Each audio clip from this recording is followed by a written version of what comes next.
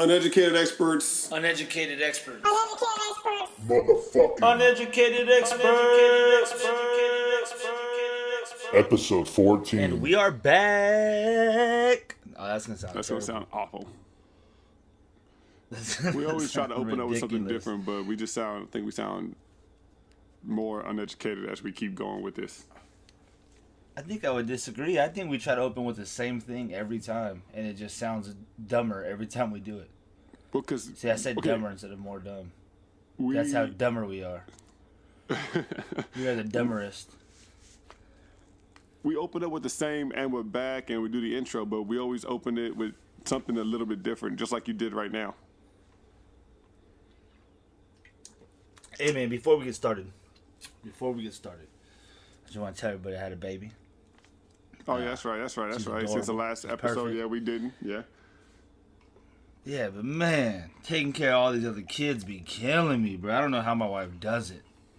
Like, I know this is like a dude's podcast, and we're all about being men and stuff. Not really, but, bruh, cause my wife gets C-sections, so when she's in the hospital, that means I'm left home with all the kids, which is cool for like 7 minutes. And then after 7 minutes, is like I'm about to throw one of these kids through a window. Don't ask me for cereal one more time, or we gonna have problems. Yeah, man. Right. I don't know what it is. I don't know. Moms just have that natural instinct to just care. It's in their DNA, I guess. No, you know what's funny? I think that's the difference. What's Like the moms difference? care about every little thing. Moms Oh, yeah. care about every little thing. Every It's- little thing matters. It's their job to care. I'm Yeah, a realist. That's what I said.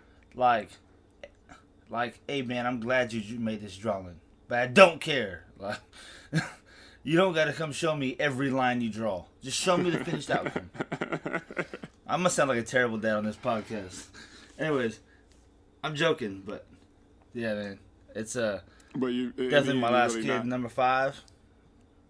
Oh no, I mean I like to think I'm one of the best dads in the world. You said this is your last kid? I mean, I'm probably. Oh yeah, definitely. What happened to every odd Definitely year? with a capital. Hey, definitely with a capital definitely. What happened to every odd year? That's. I mean, every odd year from 09 to 17 was a good run. I mean, yeah. I mean, I think I did my part. Oh, you Someone definitely else did your can pick part. up the torch and carry it.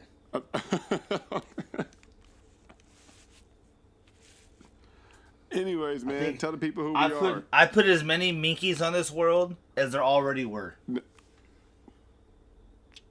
So you doubled your population of Minkies by yourself? Oh yeah, easily. Dude, just tell the people who we are, who might be listening to this for the All first right, time. man. We are the Uneducated Experts. I am Mink. I am Jones.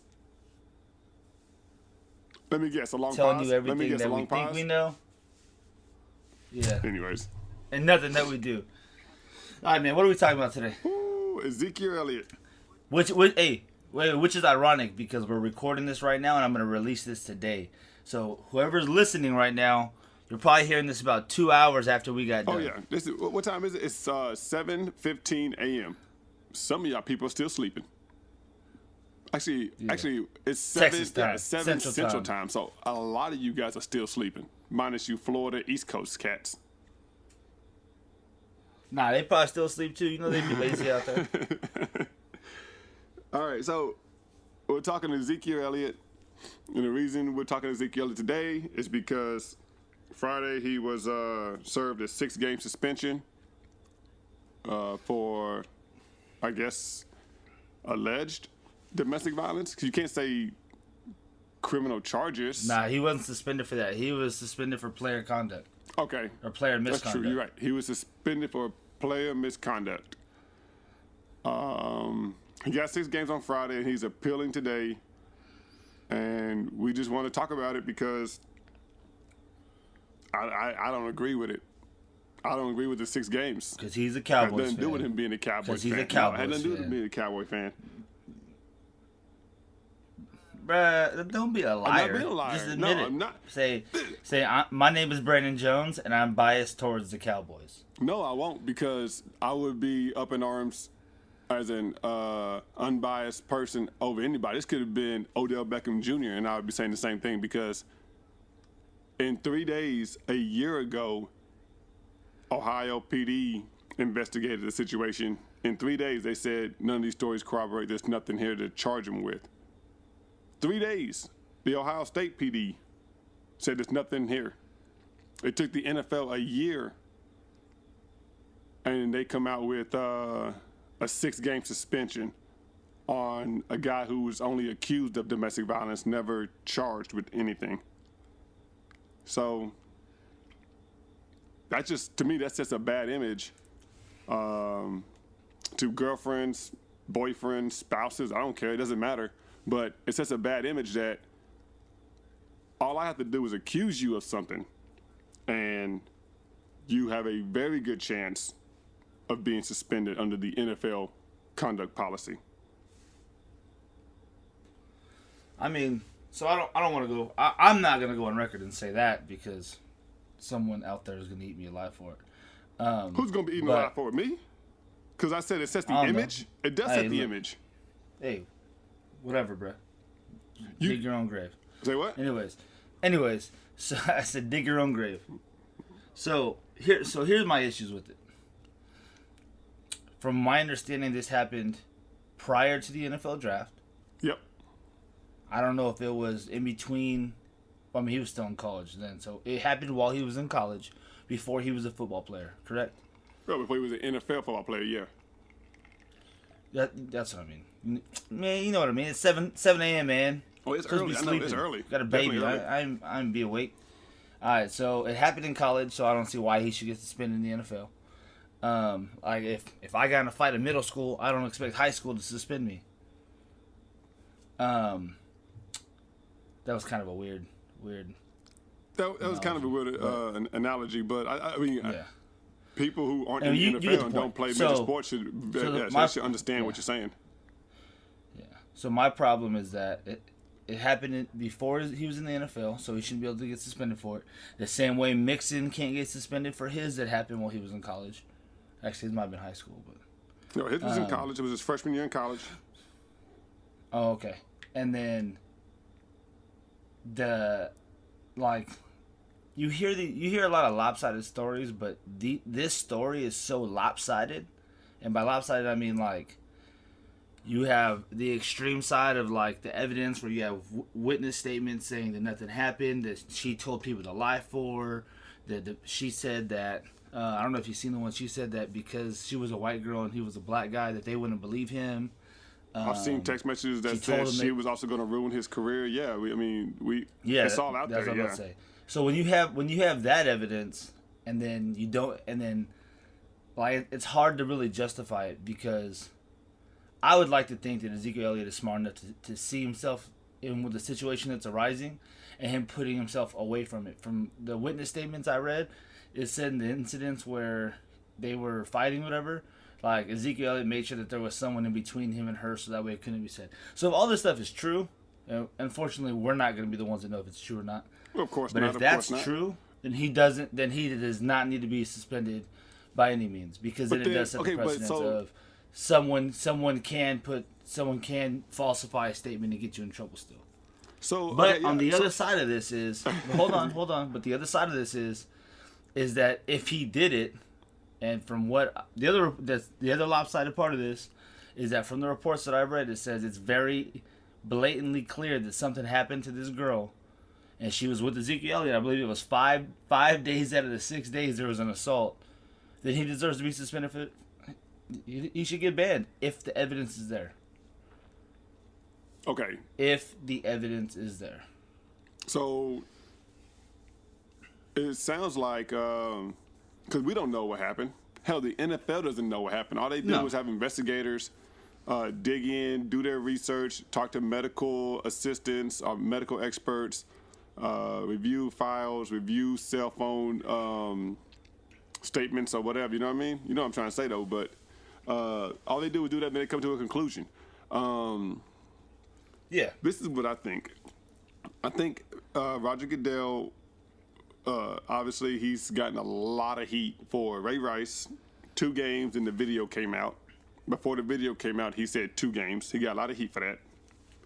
Josh Brown, the kicker for the Giants, ex-kicker for the Giants, who admitted to domestic violence, got 1 game. And even the Greg Hardy situation where he was suspended, I think it was 6 or 8 games. He was suspended that long, but that was hard evidence that was out there for everybody to see with the bruises that was on that woman. Yep. And then of course Jerry Jones goes and signs them, and that's just a lot more heat that Jerry Jones got. Anyways, I feel like Roger Goodell was out to set an example. I think I told you this offline, so I'm saying it here. I think he was out to set an example that they take domestic violence very seriously, because some people still question if he does or not.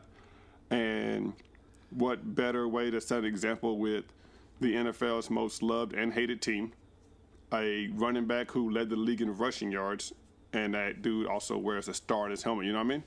So I think that he took this as an opportunity to set an example. That example is set 6 games, and honestly, as much as I want the appeal to reduce it to 4 games, honestly, I don't think it's going to, because Goodell hands out the suspension, then he also hears the appeal. And while this may be his first official NFL suspension, it's also domestic violence, in where he's trying to make a hard stand and show the world, but mainly the women who are NFL fans, that they take domestic violence very seriously. You know what I mean? I mean, I wouldn't go with just the women, but yeah. Well, Domestic violence happens both ways. Well, I understand that, But there's no females in the thank NFL. you. That's so what I'm saying. He's trying to appeal to a family audience. That's why. A few moments later. Hey guys, we apologize. We had a little bit of malfunction, and by we I mean Jones. He doesn't know what he's doing. Oh, really? Okay, that's fine. I'm kidding. It was actually me. But yeah, we had to do a little bit of editing here real quick. So, hey man, did you hear? I know it was gonna be super off because we were just talking about how it's whatever. But did you hear that Roger Goodell stayed out of the investigation? Yeah, I did hear that. I heard he leaned on his investigators, and they came in with the suspension, but he still handed out that suspension. Oh, I mean, yeah, I definitely think you have to have a strong face for it. And as many times as they've been caught with their pants down, for lack of a better analogy, they definitely need to show a strong face about it, especially when they say they have a zero tolerance policy, which is actually kind of dumb, because if you have a zero tolerance policy, then it should be an automatic banishment.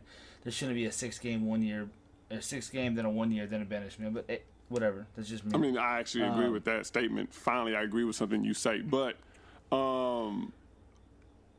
It can't be if it's a zero tolerance policy, it's a zero tolerance policy, not a zero tolerance. Man, we can move it around when we need to.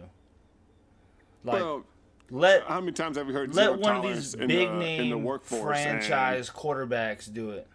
But how many times have we heard of zero tolerance in the workforce, and something happens and they're like, well, you're going to get punished to the max, but you're not kicked out or you're not fired. You know what I mean? This happens all the time. Of a zero tolerance. Yeah. But here's your first offense, here's your suspension, or here's your fine, or here's your paid leave of absence. You know what I mean? Anyways. Yep. So right now we have, what are we at? We have a 6-game suspension. We have a 6-game suspension. If it gets appealed, we're looking at a 3 to 4 game.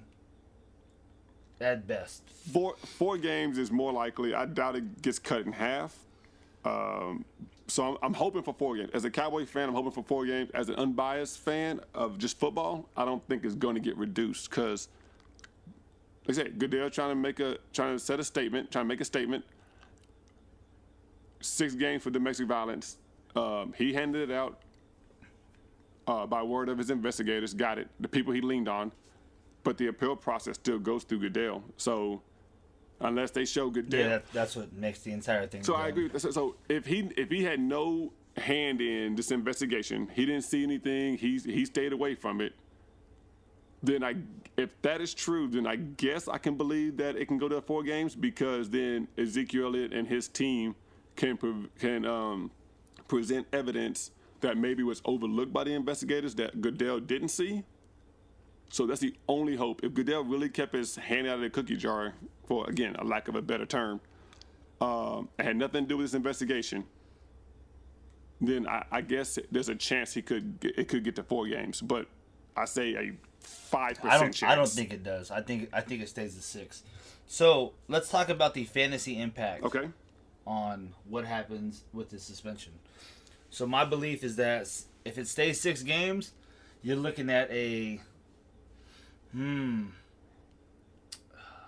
6 games. I mean, one, Alfred Morris's value is going up, obviously. Alfred Morris or Darren McFadden? I think Alfred Morris is the backup. It's not. It's Darren McFadden. Don't forget, Darren McFadden ran for 1,000 yards before they got Ezekiel Elliott. Yeah, but he can't even extend his arm, though. That shit's kind of weird. He don't need to be running the ball no more. So, whichever one. So I would go more towards Alfred Morris. Okay, so we get it. There's a bump in Alfred Morris and Darren McFadden. There's a bump in both of them. I think both of them probably get. Where do you draft him with the 6-game suspension? Hold on real quick. I think both of them get 15 carries a game, actually. I think they both get 15 carries a game. They're still going to run the football. That's what the Cowboys do. So back to Ezekiel Elliott. Think about it. Most NFL fantasy football go 14 games. Then you have the playoffs week 15 and 16. Yep. So if he's not available till week 8, 6 games plus the bye week, because the bye week is week 6, so 5 games, bye week 6, suspended week 7, so available week 8. What is that? Week 8, 9, 10, 11, 12, 13, 14. You get it for 7 games. And the playoffs. I'm going early 5th round, late 4th round. So if you have one of the last picks in the first round, that means you have one of the first picks in the 4th round. Would you take them early in the 4th? No. No, knowing that if you strategize this right, I think you could take him in the 4th round because just of what he will bring to you from week 8 till your championship run. Your 6 weeks of the regular season to make the playoffs. You're talking about 8 games. You might already be 0-8. You can't go 0-8 and then your workhorse come in and then you just ball out and make the playoffs. Okay, well think about it. Le'Veon Bell missed 4 games, 3 suspended, missed week 17 doesn't really count. So he missed 3 games of the fantasy season and he was still the running back 3.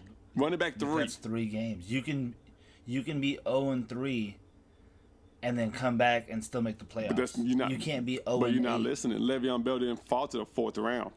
So you can load up. You can take your LaShawn McCoy and Jordan Howard. You can take your LaShawn McCoy, Todd Gurley on the back end. You have your 2 running backs. Then you get your legit receiver because round 3 you can still get your Jordy Nelson like you did last year. You could probably get a T.Y. Hilton who led the league in receiving yards last year. I also had him. I understand. Yeah, okay. Nobody, we ain't talking about your fantasy team. I'm just saying that you get your wide receiver 1 on the back end of the start of the 4th round, which is the back end. Well, it's early 4th, so it's the back end of the draft. You take your Ezekiel Elliott, knowing that all you have to do is go get a Jacquez Rodgers, you know what I mean? Late. He's going to start 3 games because Doug Martin suspended. That's 3 games you're good, but you got a lead running back.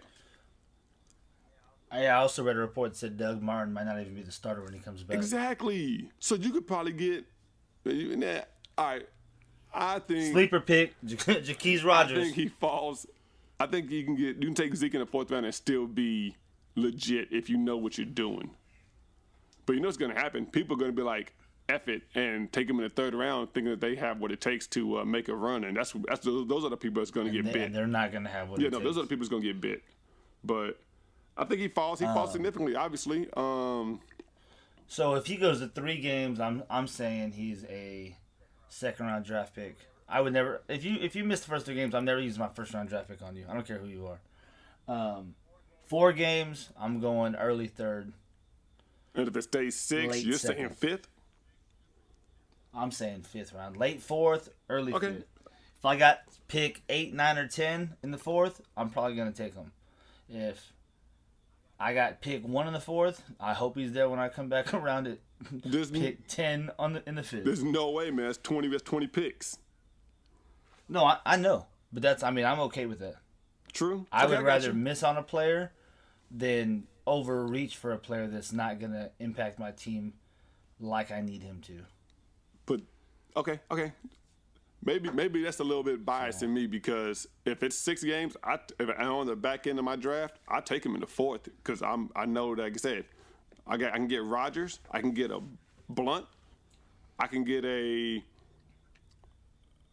Thomas Rawls who is not even being on people's radars right now. I can get another running back. Plus, you only got to start 2. In most leagues, it's 2 running backs, 2 receivers, and then a flex. So I only got to start 2. And then I can just tread water until week 8, where I'm probably, let's say I'm 3-4. Okay, 3-4. All I got to do is make the playoffs. And Ezekiel Elliott, with fresh leg, because he missed 6 games, will take me to the promised land. We saw what he did last year in fantasy playoffs. You know that firsthand because he was on my team, and I won the title, since we're talking fantasy teams. All right, anyways. Yeah, Le'Veon Bell had the best fantasy playoffs at Oh, of course. He beat me in every one of my leagues. Yeah. On the same Okay, so I've never disliked someone so much in my life that that's fantasy implications. You never had the Cowboys winning the division anyways during our NFC episode 3 division predictions. So how does that affect the Cowboys as a team? I think. Oh no, I definitely. It just solidifies my thought that the Giants are going to win it. Now remember, I said that the Giants and the Cowboys, it's going to be like a 1-game difference on who wins. There's going to be 1 game that's going to flip-flop it. If Ezekiel Elliott missing 6 games, and that's when they play the Giants, it just looks better for my prediction. Okay. I think Dak looked like a great quarterback last year, and I hope he repeats, because if he does, then I'm going to say that he's I don't know about top 10, but definitely top 12. Okay. Quarterbacks in the NFL, if he repeats as good as he did last year. But I do think having Ezekiel Elliott behind him, that everyone had to worry about him just breaking off for a ridiculous run. Very true. Helped his Very stats. true, yeah. I won't argue that. Not taken away from DMC or Morris, whoever the starter is. But they're not Ezekiel Elliott. They're not that bruiser type of a running back that people are going to be scared to stand in front of. Okay, so let's do this real quick. First 6 games. Let's say the 6 games stand. With Zeke and then without Zeke, did you have Cowboys beating the Giants week 1 with Zeke? Probably not. Okay, so definitely without. Did you have the Cowboys beat the Broncos week 2? So with Zeke, they definitely could have beat the Broncos because Denver had like the number 29th run defense last year. And without him, you're saying no chance? But they have the number 1 pass defense. So I'm saying without Zeke, they're going to be able to focus more on stopping a less of a back, and the secondary will be able to take care of that. Oh, bro, so just answer the question. Okay, so that's a game change. That's a game change. With Zeke, do they beat the Cardinals? Yes. Without Zeke, do they beat the Cardinals? I think they beat the Cardinals regardless. All right, so they're 1-2 in your eyes. The Rams, with Zeke and without Zeke, yes or no? Yes. Both ways? It's the Rams. All right, so they're 2-2. It's the Rams. Packers. Packers win. Okay, 2-3, and then 49ers. They beat the Niners. Okay, so you got them at 3-3 before Zeke comes back, where he plays the Redskins, Chiefs, Falcons, Eagles, yada yada. What record do you have the Giants, or you don't really want to play records right now? You just think the Giants are going to win the division at 11-5, maybe 12-4? So I have to look at the schedule. Okay, because I don't think we have time for that. No, we don't. Not right now. I'm gonna wrap this up real quick because you have them at 3-3. I actually have them at 3-3 also. Maybe 4-2, but 3-3 is more likely. So with 10 games left and a fresh, angry, hungry Zeke, I can see them probably going 8-2, which puts them at 11-5. 11-5. So maybe that 1 game still can happen with your prediction of the Giants. I got them fighting off the Eagles, but anyways. All right, so there it is. Zeke drops in fantasy draft. Zeke changes the game win-loss column for the Cowboys by at least one game that we both agree on. You said the Broncos. I kind of agree with the Broncos also, that game kind of flips to an L for the Cowboys. So we're actually on the same page for once in a while now. We haven't been on the same page in a while, man. Yeah. But anyways, let's wrap this up. So that's our prediction. As always, we are the Uneducated Experts. I am me. I'm Jones.